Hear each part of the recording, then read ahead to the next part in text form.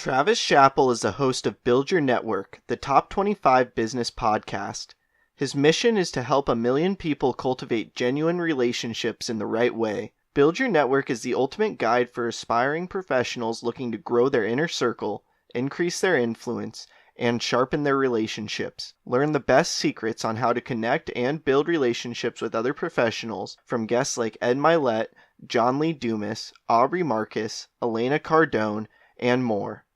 Along with his podcast, Travis has obviously had more success with starting a podcast and getting value from masterminds than most. He has courses, a private Facebook group, masterminds, and provides one-on-one coaching regarding both. He just released a free course on masterminds I encourage you all to check out. Go to the links in the event recap for more information. Travis and I share a fascinating conversation going into his fascinating background, his podcast, and some amazing wisdom that will propel your life. We talk about his upbringing in an Independent Fundamentalist Baptist community, what he learned from playing basketball and recruiting students, leaving his community and starting a new life with his wife, taking the leap of investing over $6,500 in himself to attend John Lee Dumas PuertoPalooza mastermind, propelling his stardom, how masterminds work and the value they provide, starting Build Your Network, tips for podcasting, the Blue Ocean strategy, the power of networking, and more. For more information on Travis and the Build Your Network podcast, go to travischappell.com and buildyournetwork.co or follow him at Travis Chappell on social media. If this podcast impacts or speaks to you, please share it and leave a review. And as always, follow the More You Know Pod and Riley RM4 Tech on social media.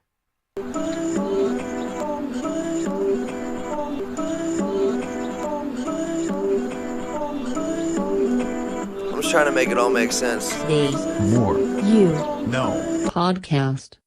So Travis, what made you go to West Coast Baptist College to pursue a degree in church administration? That is a good question, man. Where to get started with a bang? Well, to answer that question, I got to kind of really go back to my whole childhood. Basically, I grew up in a really strict Christian background. So we were Independent Fundamental Baptists is what we were growing up. So it was a very unique environment to grow up in. There was, just to give you an example of a few of like the rules and stuff like that in high school and even throughout college, like no touching, kissing, hugging, or anything the opposite gender or anything like that. Girls had to wear skirts, like knee-length skirts instead of pants, like could not wear pants even outside of school. Obviously no cussing or anything like that. And then no going to the movie theater, no drinking even in college, no beards. I couldn't grow a beard in high school or college. I got demerits for not shaving in college. And those just like a few things off the top of my head, just to kind of give you an idea of exactly what it looked like. So the big one too was no listening to like any sort of secular music. And then even the Christian music that we could listen to, it couldn't have like drums or a heavy beat in them. So any of the popular, it just had to do with like the rhythm, I guess. From what those people said, the rhythm made you like feel a certain way, and it wasn't supposed to be about emotion. It was supposed to be about the meaning of the song, and that feeling that you get from a beat is like from the devil and stuff like that. So so even like the Christian music that we listen to wouldn't even be any of the popular Christian music that's out there these days, like from Chris Tomlin or Hillsong or from Elevation or any of those people. It was a very, very interesting way to grow up. And so when I was growing up, obviously that was my only context, that was my only perspective on the world. So I didn't think that it was abnormal at all. I thought it was completely normal. I went to kindergarten. I graduated kindergarten, 8th grade, high school, and college all on the same campus. So it was all kind of, my whole life was just in this one little sphere, in this bubble.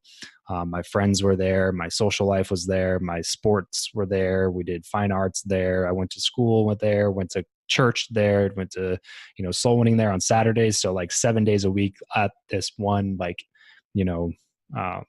10, 20 acre campus or whatever it is now. And it was a large church as well. It wasn't, a smaller place. It was like 7,000 members. And then the college when I was there, had 1,000 members. I think they have more like 700 now. And then the school was like 300 or 400 K through 12 or something, all private, no open enrollment or anything. Only members of the church were allowed to go to the school. So very just closed circle. Okay. So to answer your first question, it really was like my only real option growing up. I felt like I had a calling, I guess, when I was in like 7th grade, when I was 12, that I was going to be going into ministry. And so all throughout junior high, high school, college, that was just what I was supposed to do. So, and nothing else really ever came across my thought process at the time.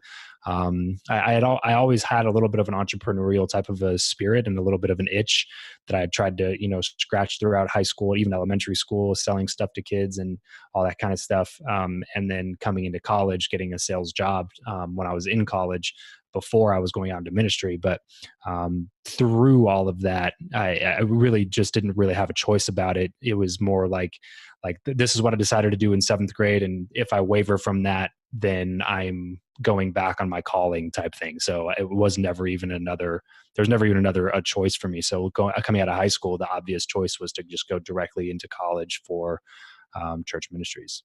Gotcha. That makes sense. That's really interesting. I saw you played basketball there, and then you also did some recruitment of students. From like the perspective of networking in business, what'd you learn from both basketball and recruiting students at the school?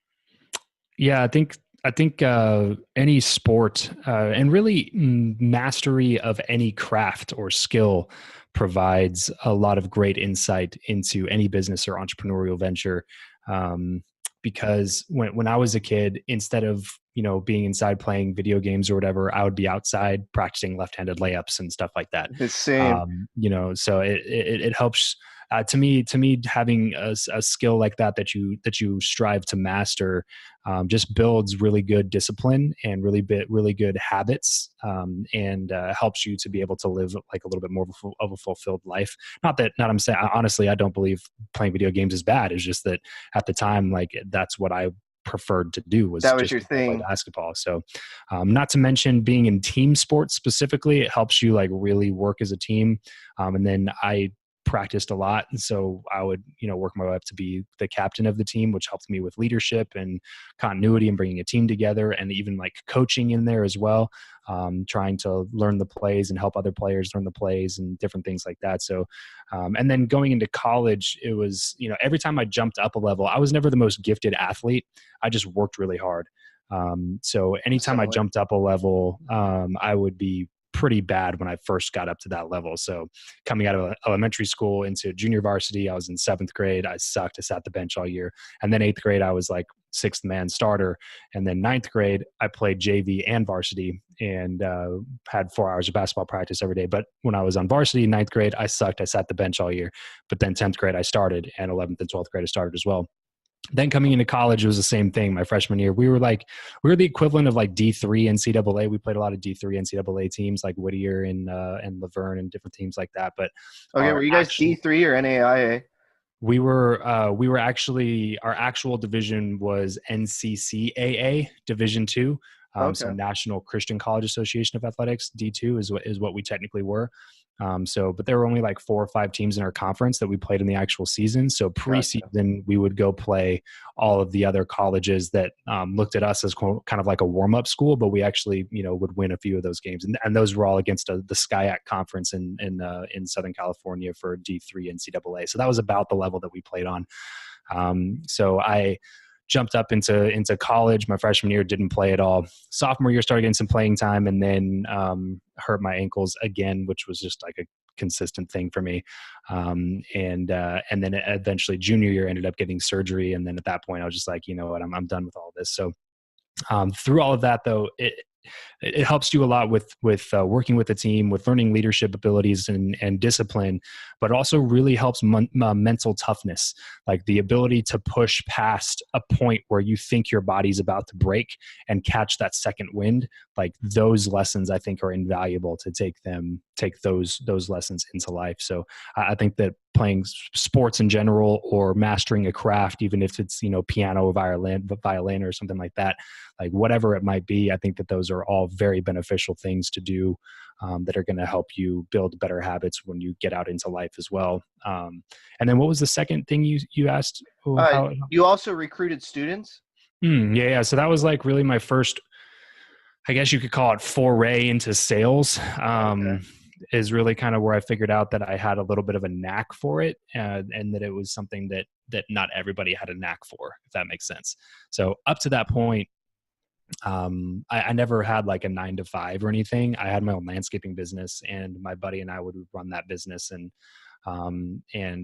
just like make money during the summertime. And then during the school time, we'd just hire college students to do the work for us and stuff. Smart. So coming into that summer, basically we spent an entire summer traveling all across the country and singing in a tour group and recruiting students for the college. And so when we would go to these churches and sing for them, then afterwards we'd hang out with the high school kids and then try to get applications and stuff from them for the college. And that was the main reason of the tour group. So when they told me that and said like, hey, this is the main reason that you're going on tour, I was like, oh, okay. So I'm going to try to do that. And I'm going to try to get as many applications as I can.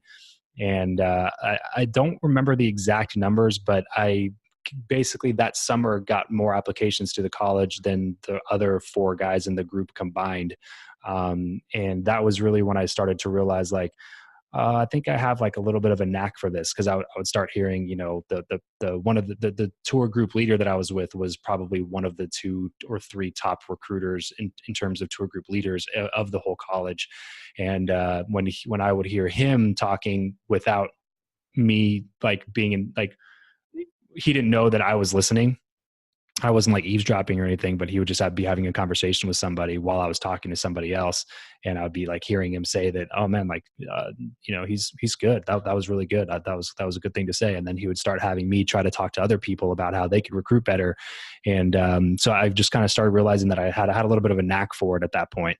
It was a big lesson in sales for me, just to, try to get people locked onto a vision and bring them into, going to college somewhere as such a big decision, Yeah. But then the next year at college, I saw a lot of those kids that we talked to and I recruited in the summer and got applications from, like, at the school, which was kind of cool for me at the time. Yeah. It showed you converted on your sales essentially. Yeah. Right. That's interesting. So you went from this life of where you kind of only knew one thing and you're raised in this one type of lifestyle. And I hear that now you kind of had this introduction to sales with the recruiting.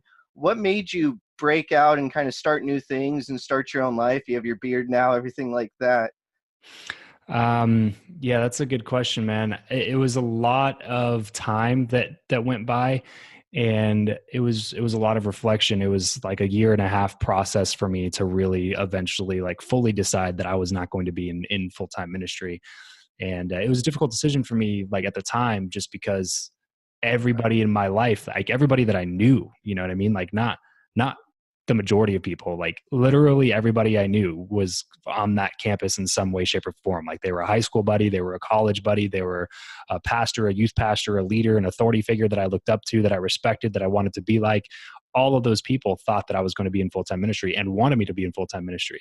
And so for me to break away from that was a huge decision. And I know a lot of people were, talking crap back in the day and still do now, frankly, that, I gave up on God or whatever whatever people will say. And so I knew that people were going to say a bunch of stuff, and I knew how people talked about people like me who had done other things. And so all of those like social pressures combined was just made a really difficult decision for me to, break away from that and really pursue what I wanted to do. So it was a 1.5 years of, like after college. But I think the biggest thing for me was getting out and away from that bubble. So when I got married, so let's see, junior or senior year of college, I had taken enough credits. I was taking like 21 or 22 credits a semester. So I graduated a semester early. So double majored in church ministries and Bible, graduated a semester early. So I was done with school December of 2013, and then got married in January of 2014. And then my wife and I walked and grabbed our diplomas in May of 2014. And then we moved up to Fresno from Southern California in September of 2014. So a lot of big changes really quickly. And it was the first time that I had ever lived outside of that bubble. And so it was the first time really that I got to kind of be outside of that and really discover who I was without all the social pressures of everybody, telling me who I should be, if that makes sense. Yeah, And I feel what you're saying. so I moved out there and I started working more in a sales job out there. I told people that I was going to be working part-time at a church just to make them feel better about it.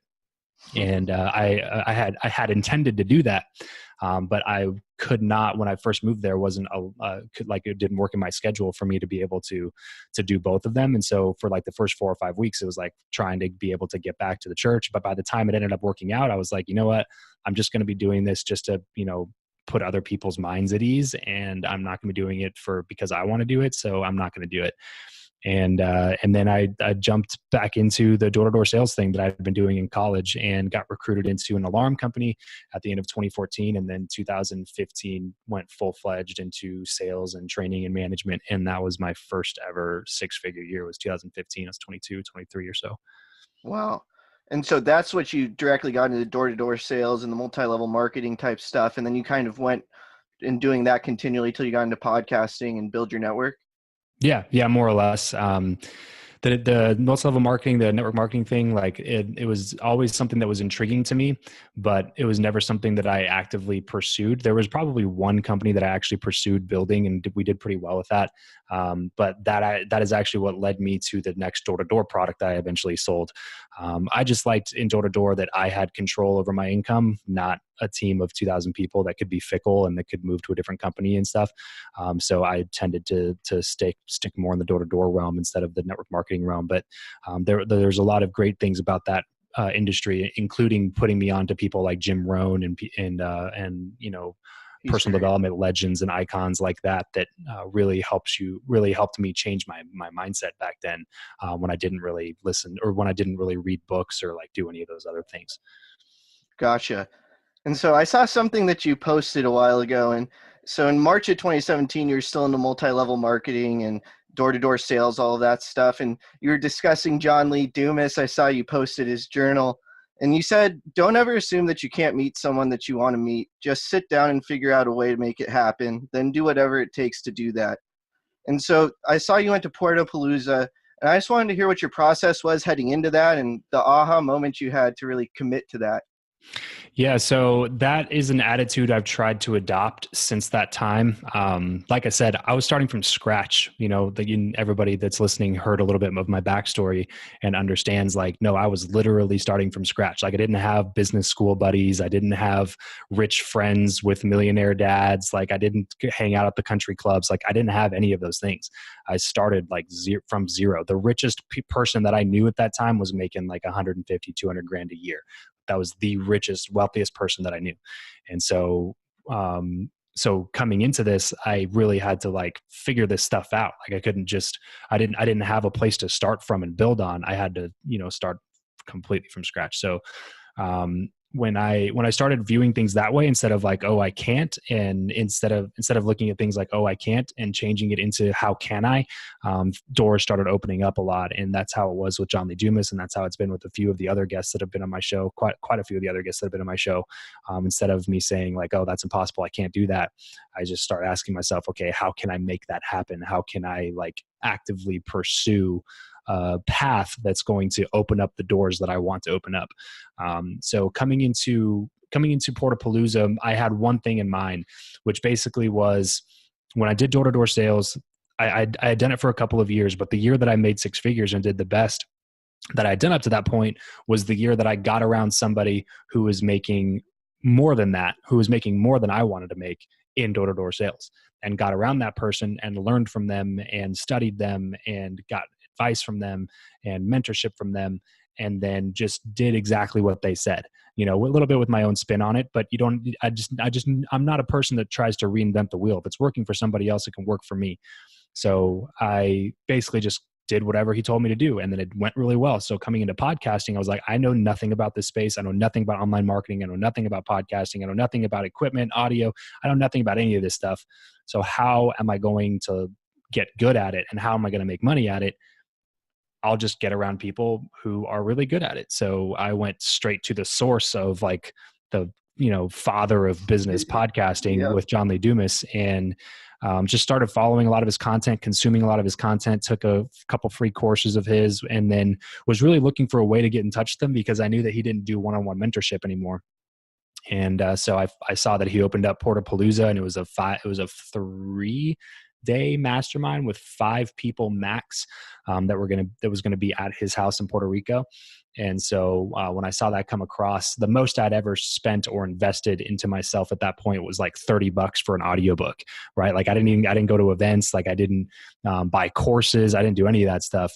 So when I saw the $6,500 price tag for PuertoPalooza plus flights, expenses, all the other stuff, it'd be an $8,000 weekend, like not continuous coaching, like 3 days of a weekend. And it wasn't even one-on-one. There's 4 other people that were going to be there.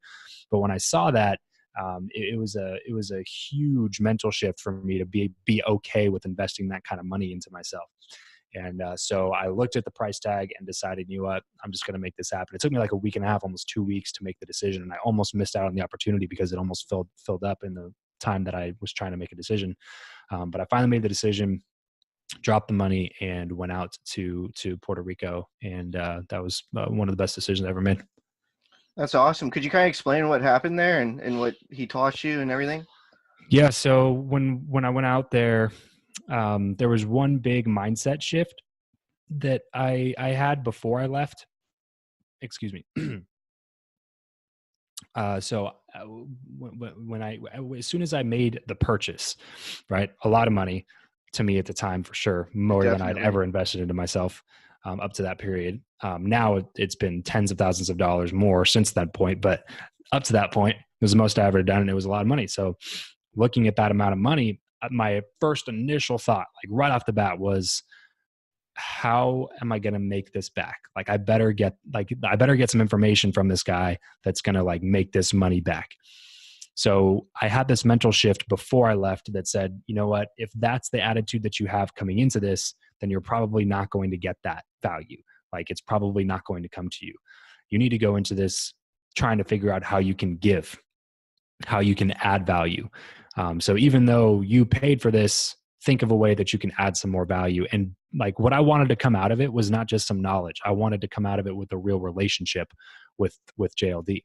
Look, I'm smart enough to sit there and look around and see all the other people who've invested into a relationship with them who no longer have a relationship with them. So like, I was like, I don't want to be one of those people. I want to be somebody that has a continuous friendship with the guy, so that I can rub shoulders with him more often and learn from him, and really get to know who he actually is. And so when I went out to Puerto Rico, that was the attitude that I had. I even went as far as buying a drone, a $1,200 drone, to take out to Puerto Rico because I had done some photography in my background. So I brought out like my camera and my drone. I was going to get some pictures of their house, some drone footage of their house, and like give it all to them for free for their marketing materials and stuff. And like, that was going to be the thing that added value, right? Yeah. Provided the first time that I flew it in Puerto Rico, I did a couple of test runs at home. Everything went fine. The first time I flew in Puerto Rico was off the roof of this apartment place that we were at, and landing it was a super narrow little spot to land. And I didn't realize how difficult it was to land in a super narrow spot. And I broke the drone the first time I put it up in Puerto Rico. So I didn't get to do any of the things that I was planning on doing with it. Luckily, when I got back home, I replaced one of the blades with some replacements online, and I returned it, and they didn't notice that it was a replacement blade. And so I got the money back. But going into that, then I was just like, well, crap, like there goes my idea. What am I going to do now? So I just would carefully watch for an opportunity. And then it finally came up. He said he was going to be speaking at a podcast movement. which is the largest podcasting event in the country. And he had a booth that was going to be set up there where he was going to sell his freedom and mastery journals. And he needed somebody to, and he wanted me to stop by and train the guy that they had that was already volunteering to work the booth, because I had an extensive sales background. And so instead of saying, yeah, I'll stop by and train him, I said, you know what, I'll just work the booth for you. So now instead of going to Podcast Movement, and I was a brand new podcaster. So Podcast Movement was literally 2 weeks after I launched my podcast. So I could have easily justified in my head that I need to be going to these sessions. I need to be going to learn all this material from this speaker and that speaker. And I want to go learn about this and this and this and this and this from that person and that person. I could have easily justified that, but instead of doing that, I decided, you know what, and I had a lucrative sales model back then that I could, have, if I had spent that weekend working, made a good amount of money. But instead of doing that, I volunteered my time. I paid for myself to get there. I paid for my own hotel. Everything was on my dime.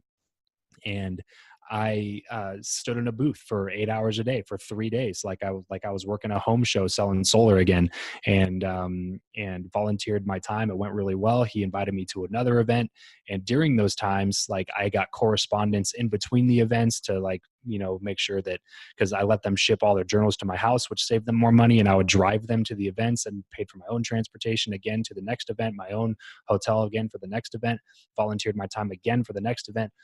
All of those things was all totally for free, just to add value and build a relationship with somebody like John. And that one mental shift, I think, is one of the biggest reasons that my show is where it is today. Because if I didn't have that kind of relationship with John, then I would not be anywhere near close to where I am, now. So that was a huge thing for me. So I learned a lot of stuff when I was there. I got a lot of knowledge. There was obviously great content. I met some really awesome people who I still have great relationships with while we were there. But the main thing that I took away from that was being able to actually have a friendship with somebody like John. Yeah, that's so valuable. And I think you bring up a really valuable point about the basis of networking and the basis of partnerships is you need to provide value to one another. So many people, they think, oh, I'm just going to go into this and because what I'm doing, they're just going to work with me. But they aren't thinking about the value that they're going to provide for that other person, how they're helping that other person, how this is moving both missions forward. So I think that's something really important you brought up. So masterminds is not something that everybody's aware of. It's not necessarily a common thing. It's becoming more common. And I see that you have a course that you've created recently about it. Could you explain to our listeners just what a mastermind is, the basis of it, and the value it provides? Yeah, 100%. And if you want to check out that course, it's at freemmcourse.com. It's totally free mastermind course. It tells you everything you need to know about masterminds. But what my definition is, because if you look up the dictionary definition, this definition is not going to be in there. The business group of people that we always talk about is not in the dictionary. So my definition is basically a mastermind is a group of people who meet consistently on purpose for the purpose of brainstorming, accountability, ideas, and pushing each other forward to reach their goals. That's basically a pretty basic definition of what a mastermind is. So there's a lot of different forms and there's a lot of different types and there's a lot of different models that are done, but that's more or less the gist of each and every one of them. Some of them are free, some of them are paid, some of them are, $100 a month and they go until they don't go anymore. And some of them are, $20,000 and it's 12 months only. And then some of them are 6 months and it's $5,000. And some of them are limited to 50 people. Some of them are limited to 10 people. Some of them don't have a limit at all. But regardless of all of that stuff, the core purpose is basically a group of people who are like-minded, who believe the same things and who are trying to accomplish things. And they want to get together on purpose consistently for the purpose of brainstorming, accountability, and pushing each other forward is more or less what every single group is going to be. Okay, great. Thank you for explaining that. And then also, so you brought up already that you're really focused on the return on your investment with this mastermind with JLD. How much do you think you got in return on investment from the $6,500 you invested, and what do you think the overall value you got from that? It's kind of hard to really put numbers on it necessarily because your podcast is still growing and stuff like that. But Yeah, I mean, so far tens of thousands of dollars. Like it's really difficult to say exactly, but I mean, really, honestly, I could probably trace back every dollar I've made on my podcast or brand in some way back to that one experience. If I was like really careful about it. Man, the majority of the money I've made, there's yeah, it's tough. It's tough to exactly quantify that, but a And it lot. still It's grows. definitely made back. Yeah, it's always growing. That's the thing about relationships, man. You invest into yourself and your relationships. It's like the number one compounding investment there is. Like I couldn't agree relationships more. compound like crazy. I couldn't agree more. And I think it's so important for people to understand that, because people find so much risk in investing in themselves. And whenever it's a big number like that, so many people are turned off by that, and don't necessarily think they're going to get the value out of it, or don't see the value in it. So I think that's something really important. So you started Build Your Network from coming out of PuertoPalooza. That was kind of where you went in there, and that's what came out of it. Could you just tell us about starting Build Your Network? Yeah, so Book Network was something I was working on before I went to Portapalooza. I had reached out to John on a separate email and asked him for an introduction to a coach. And so he put me in touch with a guy named Jeff Brown, who runs a podcast called Read to Lead. And so I got in touch with Jeff through John, and Jeff was helping me with launching the podcast. And that was probably February or March. And it was supposed to be like 12 sessions of coaching. And so we ended up, I think, at around week 10 or so by the time I went to John's house in May. And then I had like 2 more sessions with Jeff after that. Okay. And then I finally launched in August. So Build a Network was something I was working on for a while, but like leading up to that. And it was just something that I did out of like curiosity and out of necessity for myself as well. Cause I looked up networking podcasts and couldn't find one that talked about the topic consistently. And so I saw a really blue ocean, but I also saw like, I want to learn about this topic. Like I want to get better at networking so that I can get good guests on my show. And then when I still searched for networking podcasts to try to help myself be better at networking to get good guests on my show, there wasn't anything that I could find. So I was just like, you know what, I'll just start one and learn as much as I can about this. Okay. And so you brought up Blue Ocean. Could you explain what the Blue Ocean strategy is and how it exactly applies to your podcast? Yeah. So in any business, the idea of the blue ocean, I forget the name of the guy who wrote the book. I don't know if you remember his name. You can look it up, throw it in the show notes, but Blue Ocean Strategy is a book, and the overall concept is basically finding your niche, finding an area that has not been touched yet, a market that hasn't been tapped yet. And it's a much better concept to me in describing how to niche than just saying to niche, because a lot of people, when they think of that, they come up with like these, the subsection of the subsection of the subsection of a subsection of a big topic. And they're like, now I have my niche. Like now, like I'm going to do, Instagram marketing for dentists that live in, Lancaster, Pennsylvania, and that are within 3 miles of the nearest Rite Aid, and they get super specific with their messaging. And while I think that kind of stuff is important, I don't think that it's necessary. What's necessary is finding the blue ocean. So meaning that if you are, if you're a shark and you're in the ocean and you're swimming along, and you see a seal, and you go kill the seal and you start eating the seal. The water is blue around that seal. It's blue ocean, right? As soon as you take that first bite as a shark, the water starts to get red. What happens when the water gets red? All the other sharks around start sniffing the blood, and they swim out to where the red ocean is. And then the ocean just keeps getting more red and more red and more red and more red and more red. And we see that happen all the time in business. Like Mark Zuckerberg comes out with Facebook, absolutely crushes it. And now and for like 3 years after that, 5 years after that even, and really it's still going on, just not as much, people coming out with social media sites left and right. Yep. Dozens and dozens of social media sites. So like Mark Zuckerberg moved into this giant blue ocean, and started bloodying up the waters a little bit. And as soon as that happened, all these other people came in and attacked the same kill, and then all of a sudden the ocean's completely red and there's no more food left. There's no more way to make money there, right? Oversaturation. So, correct. So the idea of the blue ocean is to swim out and find a part of the ocean that's still blue, so that you can still farm and make money on. And a lot of times that's going to be like the niche of a niche of a niche of a niche. Like sometimes it's going to be that, but other times it's not. And so for me, I kind of got lucky in the fact that networking was a pretty wide open space, even though it's such a crucial topic. That was what surprised me so much, is that I initially was going to do it on sales because that was my whole background. But when I looked up sales podcasts, there was like 300,000 sales podcasts.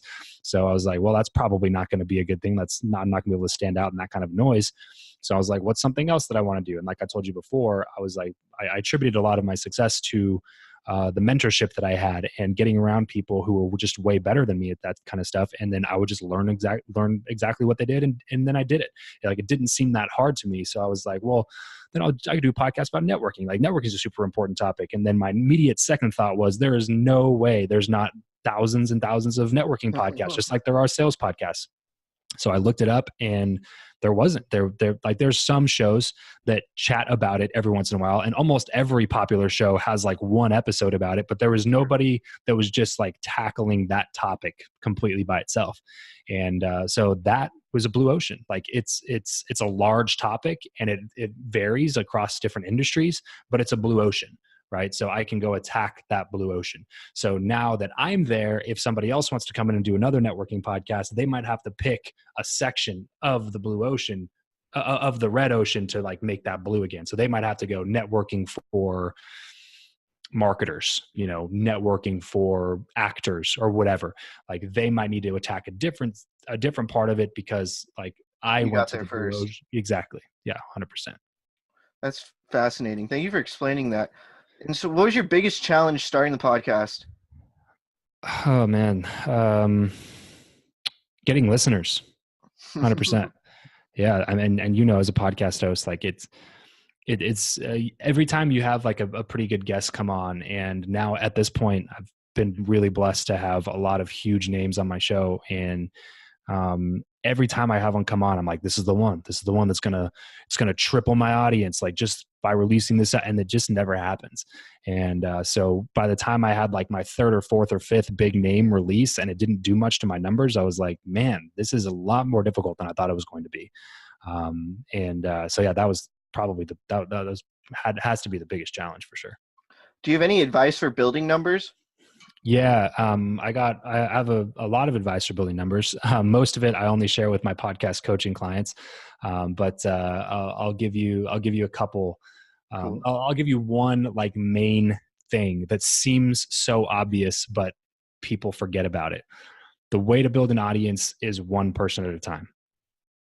Period. End of story. Like, unless you're somebody that has an existing audience somewhere else and you start a podcast and they flock to you because you already have an audience, like, and there's one-offs as well. There's some people that aren't well known that just like, I have a couple of buddies who started a cryptocurrency podcast right before that whole cryptocurrency boom happened last year. Right place, right and time. It just took off. Like, so there's going to be one-offs, but in terms of like real sustainable growth that people can duplicate over and over again, the answer is one at a time. And it's not the cool, sexy answer, because it takes a lot of hard work to do that. But that's the real answer, because you can't build your audience if you have a bunch of people who just kind of like your show. Sure. You have to have real fans and evangelists of your show. And one of the best ways to do that is to do that one by one by one. So I put a lot of weight on that. And that's why I also think that engagement matters more than numbers. I know a lot of people that I know have a lot bigger numbers than I do, but they don't make as much money through their show as I do, because I focus way more on engagement and real relationships with people, and really focus on that one by one strategy. Okay, great. And so, do you have any advice for acquiring guests? You've had really amazing guests like Ed Milet, Aubrey Marcus. Do you have any advice acquiring guests in general? And then what's the difference acquiring a big time guest like Ed Milet versus somebody else who may not be as well known? Yeah, so I teach people that there's a couple different pieces of content that you should be putting out. You should be putting out like building content, content that builds your audience and builds your credibility, and then you should be putting out value content, content that not necessarily builds your presence online or helps you have credibility, but is really valuable content that people can really learn from. So you bring listeners in with Ed Milet, but then they stay around because the person they listen to after Ed Milet had just as good content as Ed Milet, because me as an interviewer, I've worked to like hone that skill and grab content from people. So they can listen to Ed Milet, and if they're a fan of Ed Milet, they're going to see that and be like, oh, he's had Ed Milet, I'll go listen to that episode. But if the next episode starts playing, like that's the value content. It might not be somebody that they know or recognize, but it's somebody that they can definitely like get some value from. So that's the second part of that question. What was the first part of that question again? So the first part was just advice for acquiring guests in general, and then the second part was differences between Ed Milet type guests versus somebody else. Yeah. So I have a lot of advice for acquiring guests. I'm actually putting together a totally free course right now. I don't know when episode is going to air, but if you're listening to this right now, head over to travischappell.com/hero. I'm putting together a free Meet Your Hero course, and it has a lot of things in there of how to reach out to people who are really busy or seemingly impossible to reach. It's totally 100% free, 100% free resource. This one was actually one when I was putting it together, I was like, I should be charging for this. I give like a lot of the like secrets and stuff that I used to really reach out to a lot of people. But just for the sake of the show, to give you like a couple of pieces, I think one of the most overlooked ones is credibility. People don't focus on their own credibility enough. Especially if you're first getting started, you don't have a lot of credibility. So sure, you need to focus in building up credibility in your own self, which means investing into your personal branding, investing into your presence online, whether that be a funnel or a website or your Instagram or your Facebook or whatever it is, like investing into a presence. So when people go to investigate and research you and your show and what you're all about, they have something to find instead of like Googling your name and having to go through the 13th page of Google to find your Instagram or something. You know what I mean? Like if you're wanting to, like, you have to have credibility pieces that aren't you saying that you're good, because like nobody likes arrogance. Nobody likes people being proud, but you need to let your social and let your website, let your friends, let your customers, you need to let all those people do the talking for you. And that's what's going to really create credibility and allow you to have the position to bring people on the show. Okay, great. And we'll include your new free course in the event recap as well. So you also have Build Your Network University. Could you talk about that a little bit, explain what it is and how it helps people? Yeah, so Build Your Network University was actually a little bit of an experiment that we were running. I had a few people that were in my mastermind come in and be guest teachers in my Facebook group every day. We did live trainings every day. We actually just stopped doing that a couple of weeks ago, and BYNU turned into Build Your Network Community, which is just a Facebook group full of people who would listen to my podcast. We just found that it was too much content. If you want to listen to my content, my podcast is where you listen to content. You can follow some of it on Facebook and Instagram as well. But my group, I got away from the community, which is like my whole reason for existing with my show, is like to teach community and to teach like connection with people.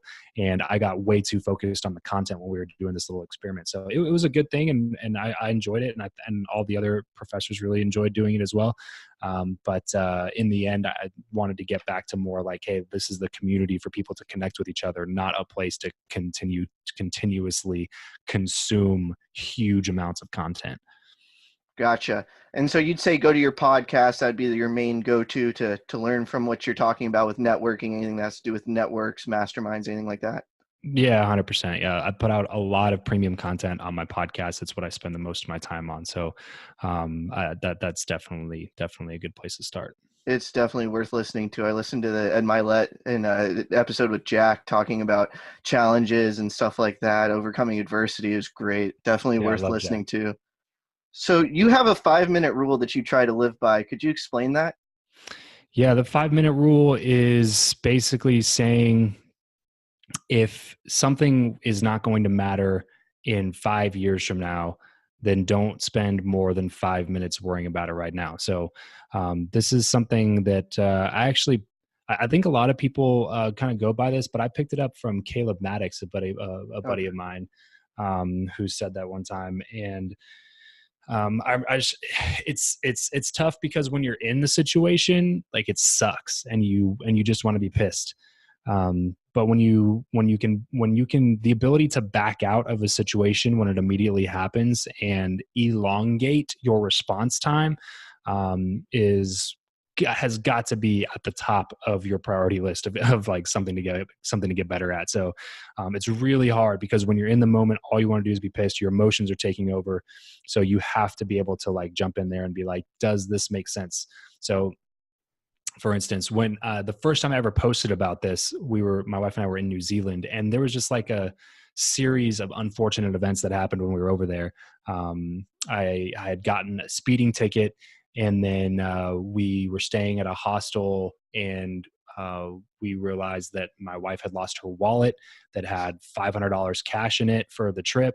And then we got to one of the airports to transfer to either the South Island of New Zealand or over to Australia. I forget which one, but we had to pay like an extra $90 for our luggage, even though online it said it like wasn't that way.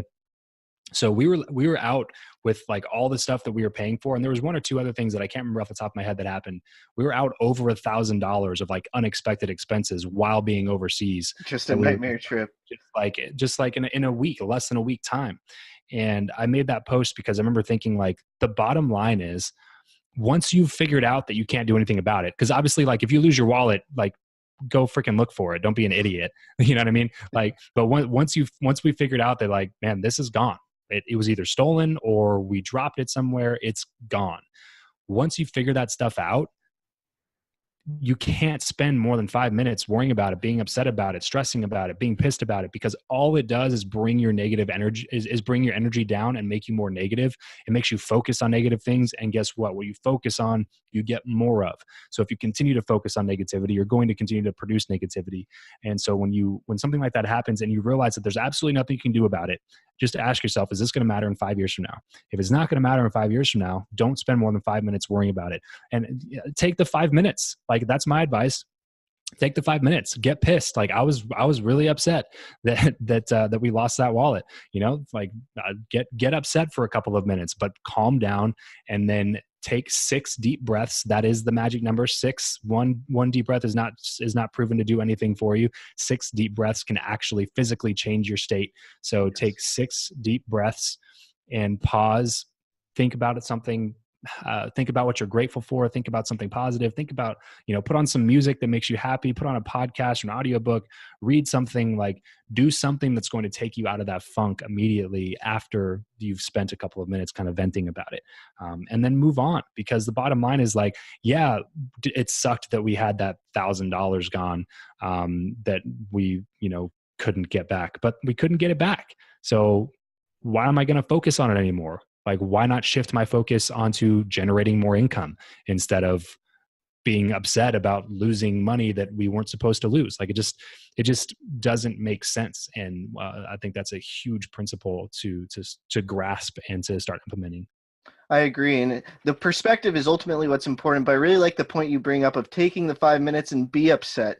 It's all right. Because I think so many people, when they talk about that, is they try not to be upset at all. They try to just control their anger, and anger and those types of negative emotions, it's human nature. And so you don't have to be destructive, but it's also good to let that human nature out sometimes, because sometimes it's just got to get out, and it will help you with the overall situation as a whole.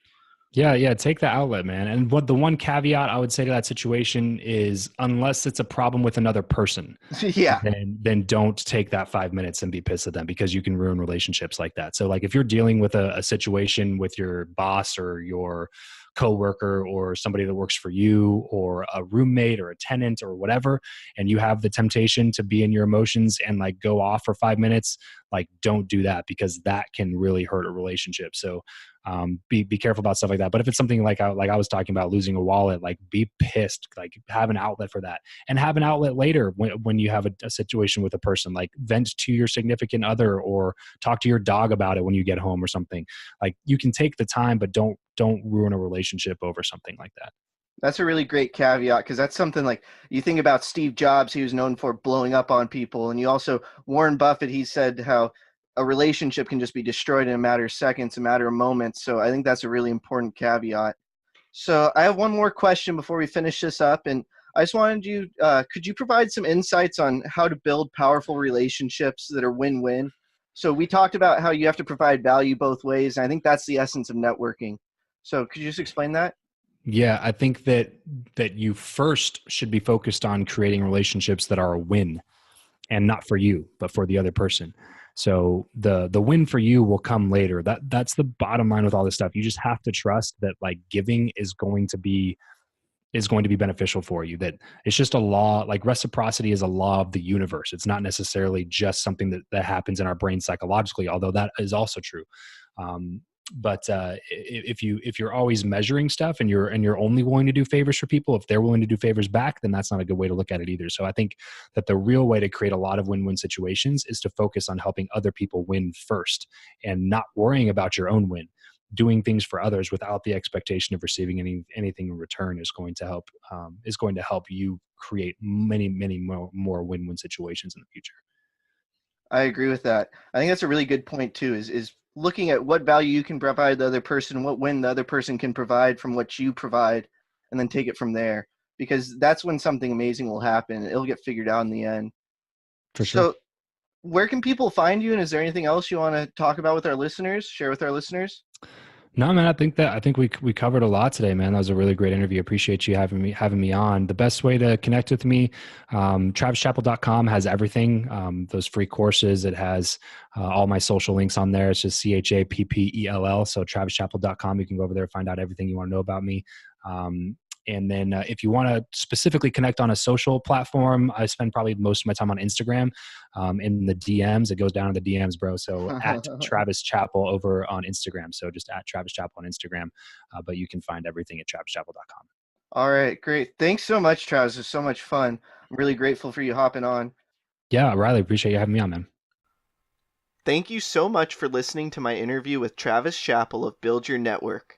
We are grateful you took the time to listen to our conversation and hope it makes a positive impact in your life. Please subscribe to the podcast wherever you are listening or watching it. Check out other episodes, leave a review, and follow us on social media at themooreyouknow. Also, please do not forget about our monthly sweepstakes. Tag 2 friends on a post on Instagram for a chance to win a brand new copy of Dean Graziosi's Millionaire Mindset or Max Out by Ed Milet.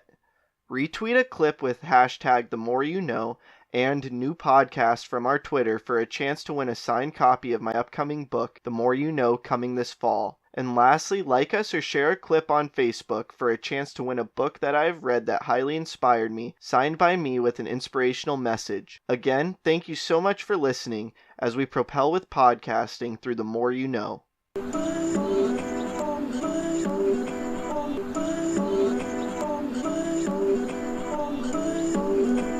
I'm just trying to make it all make sense. The More You Know Podcast.